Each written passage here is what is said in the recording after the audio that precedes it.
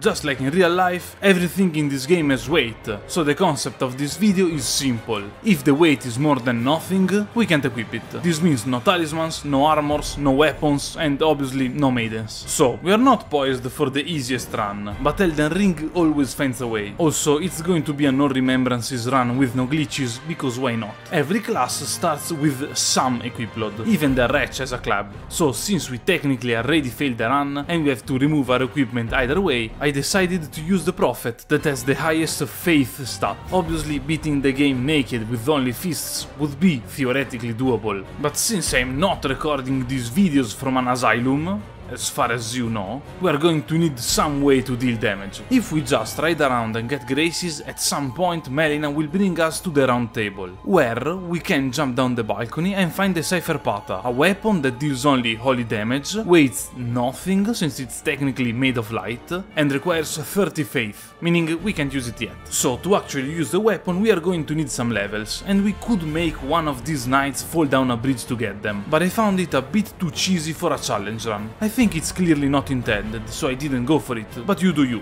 Instead, we can raid some cemeteries and sell all the equipment and talismans we can find around. That sounds insane, but we can't actually equip them, so they are simply useless. Still hurts a bit when you do it. This way, we can get to 30 faith, so we have a weapon now, and we can go and raid some mines to upgrade them to +5. But we would really like to have some other way to deal damage, and from the first grace of the game we can enter a dungeon, where if we go down the path while we avoid becoming roadkill, we can get to this edgy knight, that when killed will drop a talisman that has no weight because it's a seal, and that has very low requirements, so we can use it. We can now go and fight Margit, and well, I thought it was going to be easier. Our biggest problem here is how much damage we take, because armors can look useless, but with even a lightweight one that we can get from the beginning, like the bandit armor, we would have around 15% damage reduction at worst, so it's like we're taking 15% damage more, and that's with an early game light armor. At the same time, we needed to put all of our levels in faith to use the weapon, so now we have 10 points in vigor total, and we will be vigor checked by every enemy from now on if we don't level it up. That said, Margit is still doable even if it takes a bit more time, but we will need to invest all of our future runes in vigor, and that's why we took the dragon seal. We could now go and get another seal that scales well in faith, but it requires 40 faith, so it's not really feasible for us at the moment. And for sure we could push through the game with this setup using sweat, blood and blasphemy, but using a smart approach is probably better, because making a video where the whole point is just dodge the attacks Lmao isn't a great idea. So we can go to the south, because here in the Weeping Peninsula we can meet a friend of the channel, this merchant that will sell us unlimited kukris, and we want them because they have no weight, since they are consumable, and they deal a significant amount of bleed damage. As every other run in this game, we would want to kill the big dragon now, but we can only have 30 kukris on us at a given time, and they simply aren't enough. Well, unless you realize that Elden Ring is a really open game, so we can just take a stack of them, drop them off near the dragon, and get back to the Grace to take some more. They won't disappear, and we can do it as many times as we want. We need to be at a specific angle to hit the dragon, and I went here instead of the classic tail location because we take a little step forward with every throw, so it's easier to hit. And hey, the knives hit, but they remain floating. They look like 150 kukris later and the dragon falls, giving us not only 100,000 runes, but also 5 dragon hearts that we will definitely need later. Why didn't I do this before Margit? Well, because I wanted to test the weapons a bit on the field before being really overleveled. It's actually because I didn't think about it. Now that we have a reasonable amount of vigor and leveled up weapons, we can easily decrown Godric. And yeah, our damage doesn't look very good, but that's because he's resistant to Holy. Also, we have to hit him around the sides because his hitbox in the chest is garbage, and we will miss most shots there. The Art of War is our hardest hitting move, and in this fight we will jump attack a bit due to the hitboxes and our short range, but we will not be able to improve the jumping damage, so better to start learning how to land normal shots now.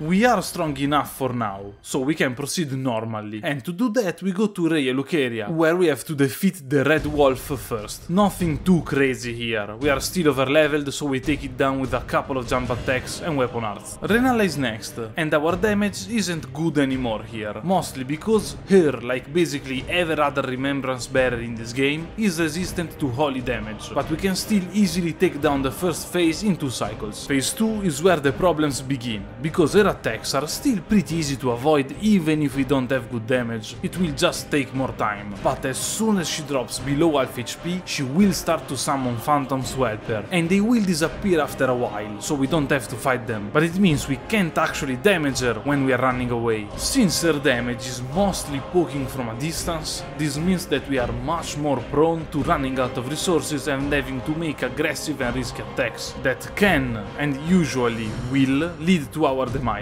That said, if we get an extended period of time with no phantoms, it should be enough to take her down, so we just have to get a bit lucky. Radahn is next, but since we deal him basically no damage and we take a ton, just using the Cypher isn't going to cut it, so we can first go to the Cathedral of Dragon Communion in Selid, where, thanks to the 5 Dragon Hearts we found previously, we can buy Rotten Breath and Dragon Eyes, 2 very similar incantations that allow us to either spew Scarlet Rot or Frost. We bring them with us against Radahn, because after dodging his arrows we can just sit comfortably on our horse, hope we are far away enough from his swords, and cast Rotten Breath. We can keep casting the spell to make it last longer, and if even only a third of the max duration hits, he is going to get the Scarlet Rot. And I mean, you would think that a character whose backstory is fighting against someone that spews Scarlet Rot around means that they are strong against it, but apparently Miyazaki doesn't think so. Now we just have to run away, and it's certainly easier than actually fighting him, but we still have to dodge all the purple spheres he throws by jumping on the horse, because else avoiding them is unreliable, and if we get hit, we die. A bit before half HP the rot will fade, so we have to apply it again, and even though it will take a little bit longer to do, it's still really easy. He will fly down like a rotting cow thrown from a trebuchet in medieval times, and as soon as he lands, we can use Dragon Eyes to deal some more damage, since 2 Scarlet Rots won't be enough. And I chose the Dragon Eyes because Frost deals damage based on the target's max HP, and since our seal is still not upgraded, we have to rely on that instead of raw damage. It's a bit harder to run away from him now, not only because he throws giant rocks at us, but the giant rocks certainly don't help.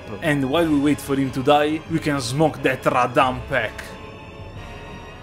On the way towards Ranni we have to fight Loretta, and I didn't try to use the Rot or Frost on her because she's a phantom, but now that I think about it, it may even work. Still, the weapon art is busted and this enemy basically can't hit us half the time, since she can't figure out how to aim when we are near the head of the horse, so not really a problem. We join Ranni's army, Stan Ranni, and we have to go down in the Cow Crater, fight the coolest character in the game, and then we can lit 6 flames to fight a deer. We actually enter like the dream of the deer, I think? Or maybe we go to the past to beat it up.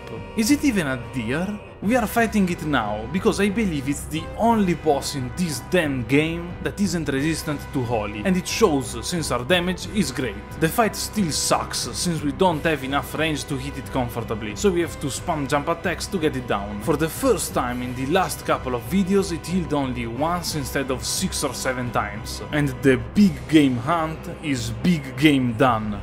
This joke was almost as bad as the fight.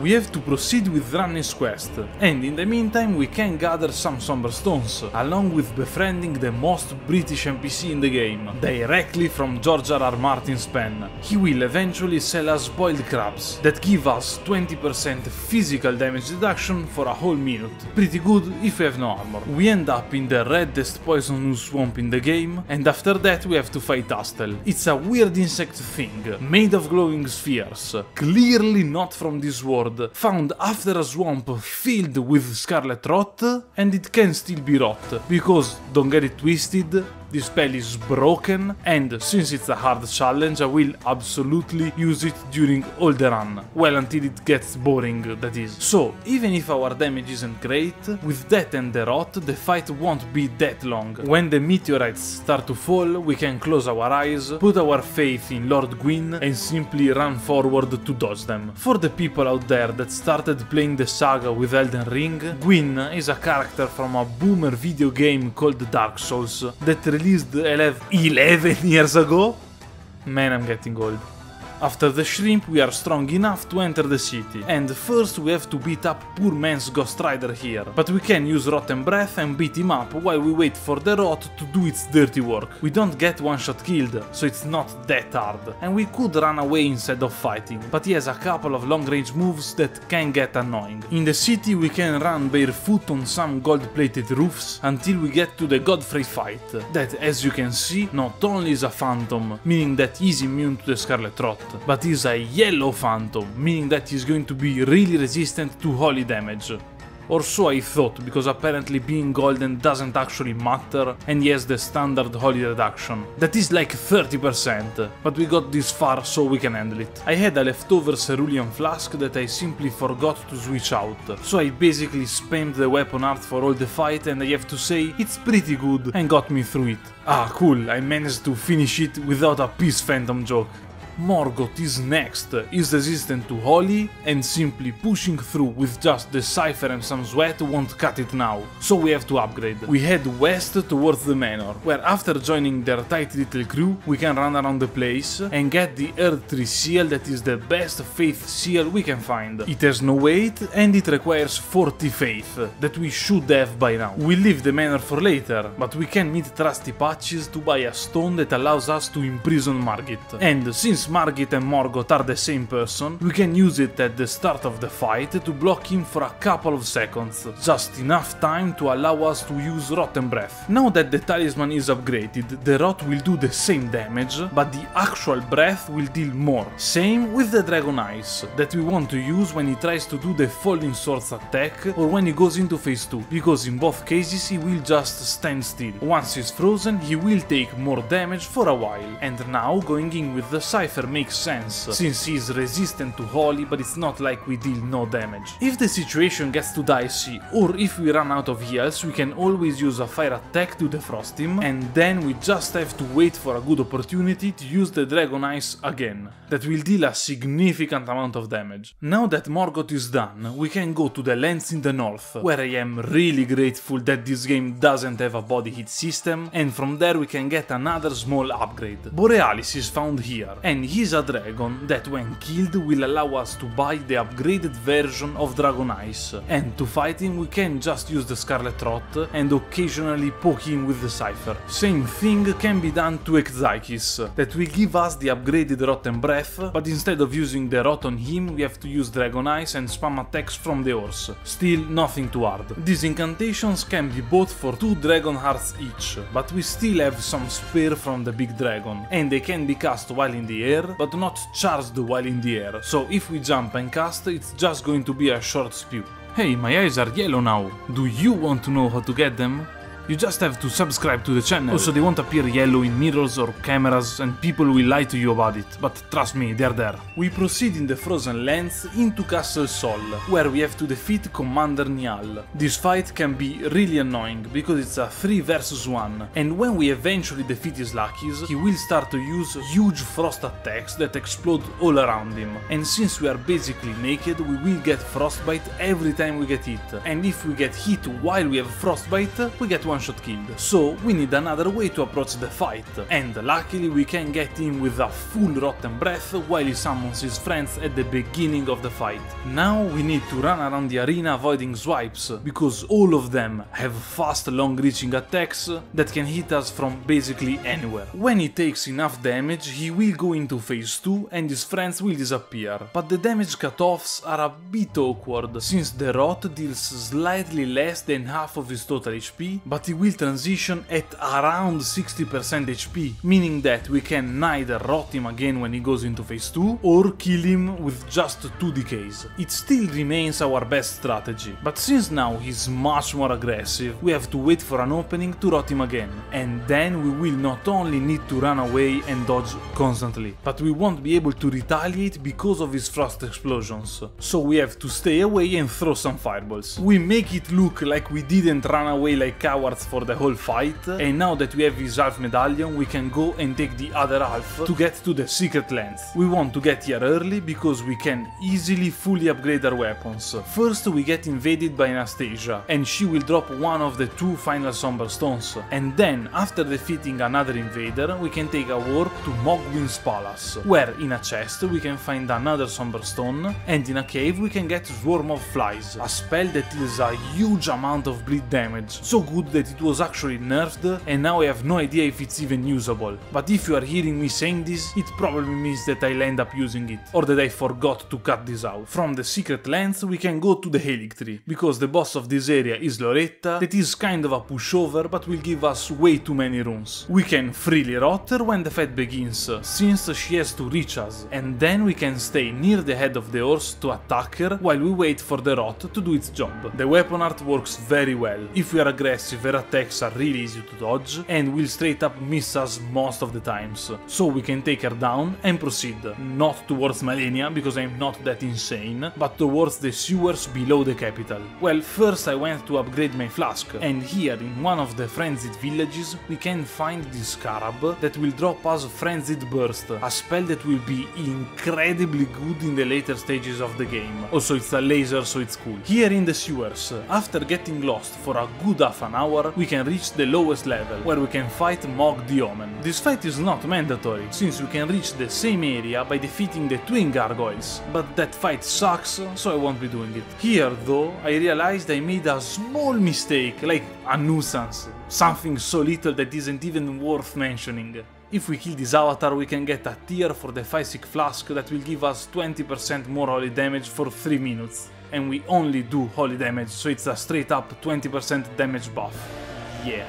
Mog is immune to all status effects, so we can't use the freeze and thaw technique here, and instead we have to resort to the all-reliable punching him in the guts until he dies. That is also basically the only thing that happened in my last video. This is the first fight in which I keep on refreshing the crab buff, because the 20% physical damage reduction is really useful, and to defeat him we want to always stay really close and dodge to his left, and after an attack sequence we can hit him with our Art of War. We have to always keep an eye out for his blood attacks, because since we don't have an armor, our bleed resistance is really low, and if we bleed not only we take a lot of damage, but he will also get a damage buff for a while, meaning that if it happens, the fight is going to be that much more dangerous. His attacks can look slow, but they actually have weird timings and frame traps, along with huge hitboxes, so taking more risk to damage him is usually not a good idea, and we want to be more defensive than incredibly aggressive. He will get staggered at least a couple of times, and that is enough to take him out. His death not only will give us Blood Flame Talons, another blood incantations that I will never use, but will allow us to go even deeper up until we find the Frenzy Room, and from there we can break an illusory wall and horse parkour a bit until we reach our next fight. Here enemies will come in 3 waves, progressively harder, but we are definitely stronger than we are supposed to be,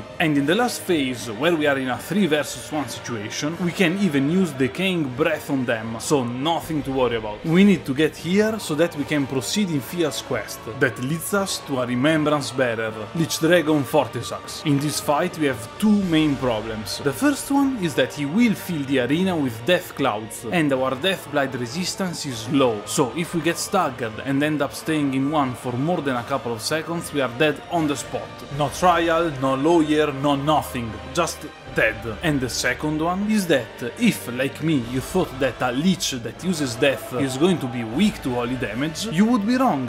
He's resistant to it. And I know that there is a lore explanation, where he probably was a good dragon that fought death and eventually became corrupted by it. A thing that we literally never saw in this franchise. But what really matters is that we can both rot and freeze him, no matter his intentions, so the whole fight is us dodging fleshy attacks and waiting waiting for him to thaw so that we can freeze him again. We ended up a bit short on damage at the end, but nothing that a couple of well-timed hits can't solve. We want to do a bit of Millicent's questline. The only fight we have to do here is the weak version of Commander Niall that we can cheese by staying on the horse, and at some point Gauri will sell us pest threads that we will need later, and then I went and opened a weird door behind Mog, since I already had no armor so it made sense at the time. The fire giant is next, and we have to be careful since we risk getting killed and cremated at the same time, but the attacks that one-shot us aren't that many. He isn't particularly resistant to holy damage, so the first section of the fight proceeds normally with us having to break his ankle. But in phase 2 I didn't want to risk too much by staying in front of him, and instead I used Swarm of Flies, that still does an embarrassing amount of bleed damage, even though it moves very slowly, so we have to get lucky with him standing still for a bit.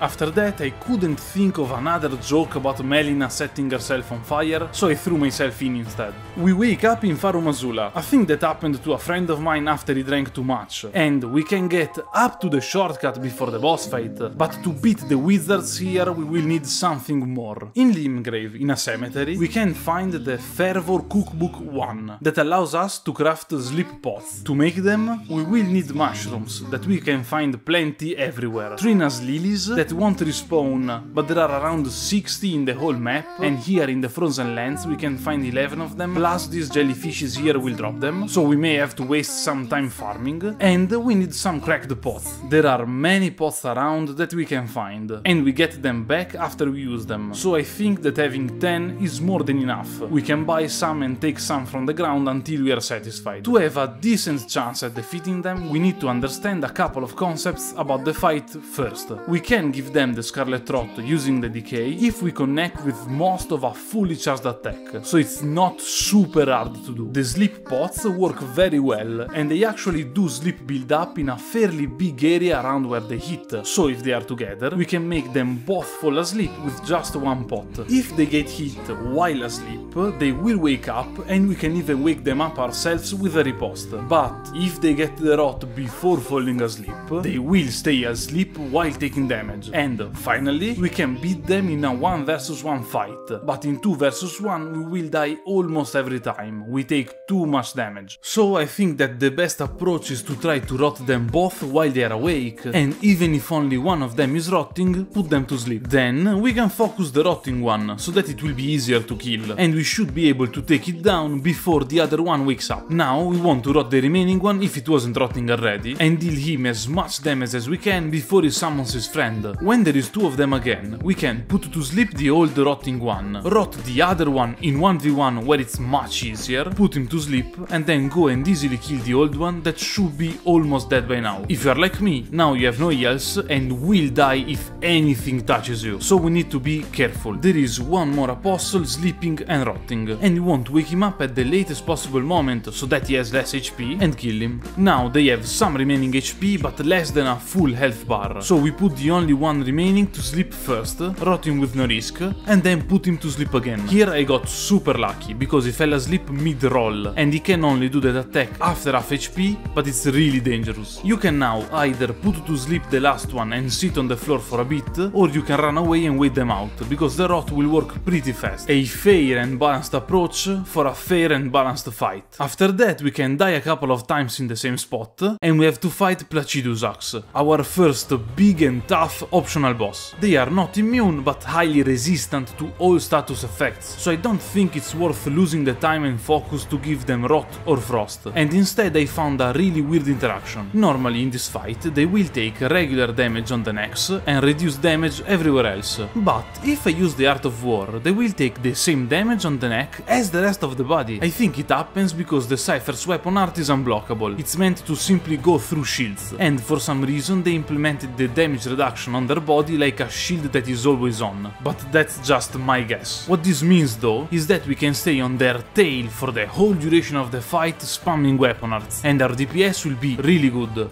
Well, good enough, since they are like 40% resistant to holy damage. This Art of War shenanigan turns what could have been a miserable and really long fight into a doable one, because we'll still have to be careful around them, but only the very long charge explosion will kill us in one hit. Having no equip load is actually almost useful here, because being light, we have a longer roll that has still the same amount of invisibility frames, but will move us enough to comfortably dodge their lightning trail when they fly down swiping, and it's especially useful this time, since by staying on their tail, they have less attacks that can hit us, but they will fly away more often. I keep on hitting crabs since we need the damage reduction, and by the end of the fight I ran out of focus to use the Art of War, but we can still deal some amount of damage with regular attacks, and one of the fights I was dreading the most is over.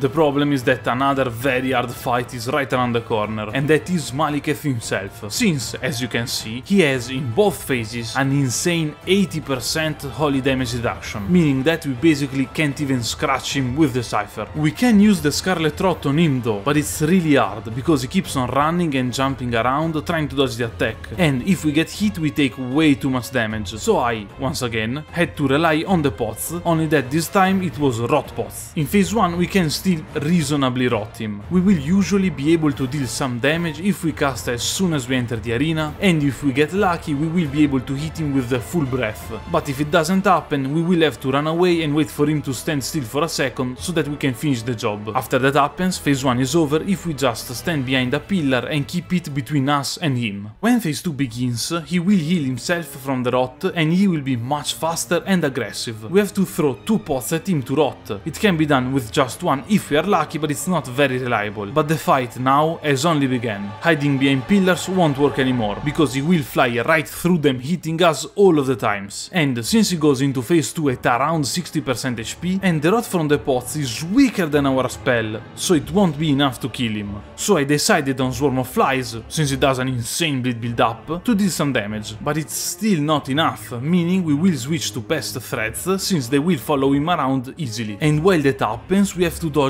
all his attacks, because if we get hit, not only we take a lot of damage, but he will also lower our max HP. We need to know how to dodge them though, because the ranged attacks when he flies need a specific timing, and we can still get hit by his final spinning slash even if we dodge. And every time he lands on his sword, if we are in front of him we need to roll towards him, or else his following attack will hit and kill us every time. Pest Threats is a bit weird, in that he can dash back into the attack and take more damage, but in the end a couple of good Cypher hits are enough to put him down. We can release all of our boxed up anger from the previous fight by bullying Gideon with some insanely long range madness attack that only works on him since we don't have to fight any other Tarnished. And then I went against Hoarah, as I usually do, but after an intense 50 Shades of Godfrey session where I got beaten to a pulp, I decided to beat the Lord of Blood first. The hardest part in this fight was that I already defeated him and got hit right after, but his death animation is too long so the game didn't register it as a win, and I had to fight him again while sulking and complaining that I already did. The fight begins with him doing a cool walk down a set of stairs, so while he does his WWE entrance we can cast the Decay to rot him. For some reason this version of Mog isn't immune to status effects, and sometimes he will interrupt us with a ranged attack and some other times he will simply hit the spell and get the rot, but in any case he isn't very aggressive now, so it's easy to do. While he rots we want to be as aggressive as we can, because he will heal when he reaches half HP, and we want the rot to damage him in phase 2 for as long as we can, but this fight is the same as the other Mog. We only need to dodge aggressively towards his left and hit between his low attacks. Using the Art of War is useful, but could leave us too open, and sometimes it misses him because it has a very short hitbox. When he drops to half HP, he will start doing a little ritual dance that will heal him and damage us, and while this happens he will take half damage and he will also take less status build up,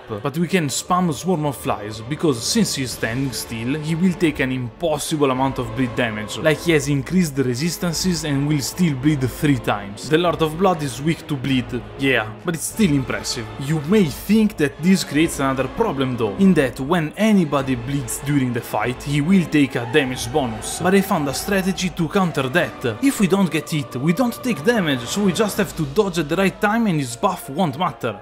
Jokes aside, he hits like a truck, and now his weapon will shoot flaming blood around, and we still bleed really easily if we get hit by any attack or by the flames on the ground, so to avoid that we want to be as close to him as we can, because the blood comes from the tip of his trident, and by being aggressive we should be able to take him down, again.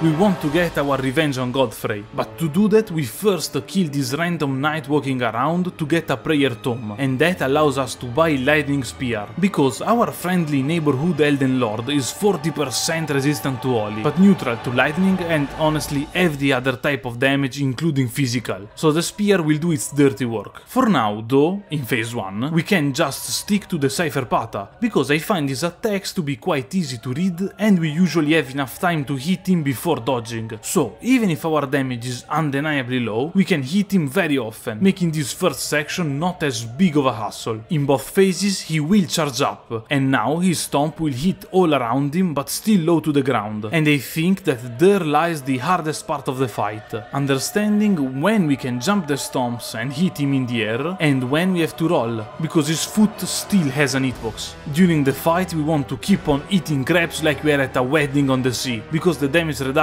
will be almost mandatory, and I had a really clean phase 1 where I didn't even get hit. As phase 2 begins, he will slowly walk towards us and try a grab attack, and this will be the last time he will do something slowly. Now we want to switch to the Lightning Spear, because he's too aggressive and too fast to be fought melee, since any mistake we make will result in us losing about 70% of our HP, and healing is hard here, but we need to understand when we can use the spear. Every time he jumps, he will fall down with two possible attacks. He will either fall down with a grapple, or he will start lifting the ground and blowing everything up. In the first scenario we can just dodge and cast, in the other one we need to run away, and I always jump when his second hand comes down, because if he's charged it will have a shockwave. After we are far away enough we can still cast, if he doesn't jump straight at us we can cast again. When he runs and does a dashing grab we can dodge and cast, and if we are near him when he charges up we can even attack him melee to preserve some focus. And finally, if we are far away from him when he shouts, we can get a clean spear in his chest. There are maybe a couple more situational casts we can get in, like when he does a sweeping like attack, but they all depend on how we are positioned and how lucky we feel, whereas the other ones I mentioned are kind of safe. Also, the flask has holy and lightning damage increase, so we still want to be super aggressive because they last 3 minutes.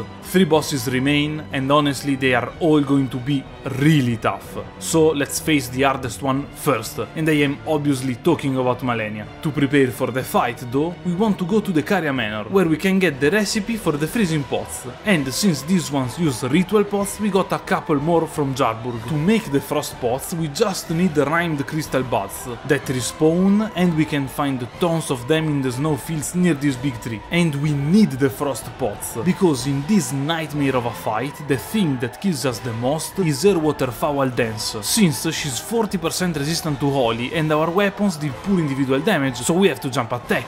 But if after a jump attack she decides to dance, we take too long to recover from the attack and get away safely, and since we don't have armor we will get killed every time. To avoid that we can throw her a frost pot as soon as she jumps, like a Palestinian kid fighting for their rights to live, but in this case, instead of committing a war crime, our opponent will get frostbite and thus will be staggered, so we can interrupt the attack. The problem here is that the timing is pretty tight and we have to be fast on the trigger, and most importantly, if she is still frozen it won't work, and every time we do it she will build up resistances, so the third time it won't work anymore, and trust me when I say she will do it more than 2 times. So I had to fight more like a coward. I changed the build with Renalla because the talisman scales well up to 80 faith, and this means that we will have slightly less HP, but that phase 1 is free because we can just spam Frenzied Burst from a safe distance. The spell is too fast for her to dodge, and she isn't aggressive here if we stay far away, and it will take around 3 minutes each time we have to take her down in phase 1. That may sound like a lot,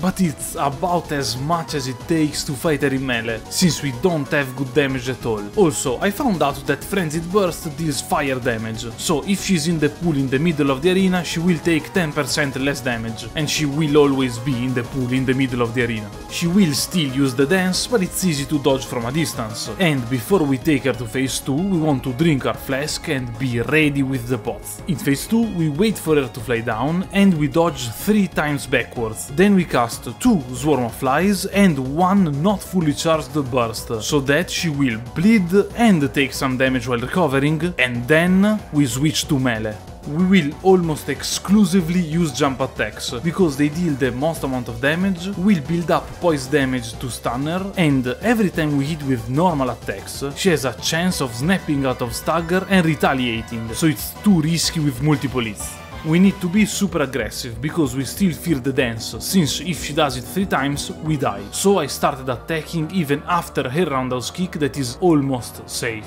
As always, we need to wait a bit after her attacks to see if she jumps in the air, but this isn't too different to a normal melee Malenia fight, we just take way more damage and deal less. If we stagger her, we can riposte and then hit with the charge attack, and we need to recognize instantly the dance, because we don't have much time to throw the pot, and in this phase she can jump and fly for a million different reasons. If she goes back in flower mode, we can do the setup again, only that depending on how many times she bled, we may need 3 or 4 swarms. And not only we can take her down, but we did it with the rare raw damage fly kill, probably the hardest fight I had to do in a challenge run yet, but when it works, it looks really cool. Rykard is next, and he's meant to be a gimmick fight that has to be defeated with a spear in the arena, but the spear has weight, so we can't use it. I don't know if you noticed it, but he's standing in a pool of lava that doesn't deal much damage, but will stagger us every couple of seconds, interrupting our spellcast. And yeah, for some reason it even damages us when we cast the breath attack after jumping, and this makes no sense at all. Thankfully, Pest Threads is fast enough that we can cast it in between staggers, and it deals an insane amount of damage here, because it fires countless threads, and they all keep ticking with damage, since they are supposed to go through our opponent, change trajectory, and go in another time if we are lucky. With such a big enemy though, the threats will be inside him for basically all the duration of the spell, and there's a lot of threats that deal a lot of damage, but like, hear what it feels like to cast this spell against him. Amazing, right?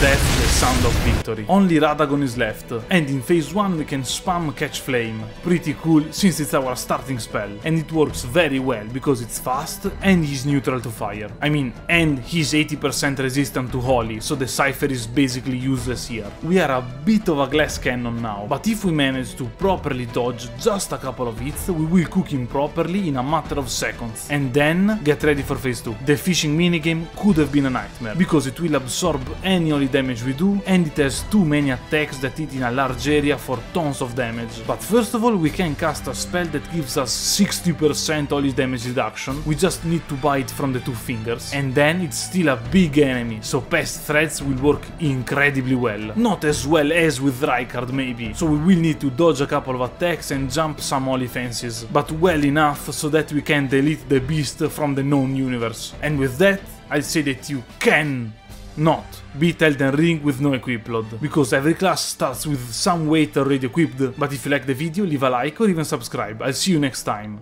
Well, you'll see me. See the video at least. Why do I always mess up the outro? Ah, the perfect video to make for when it's so hot outside. Southern Hemisphere fans, watch this again in 6 months and you will get it.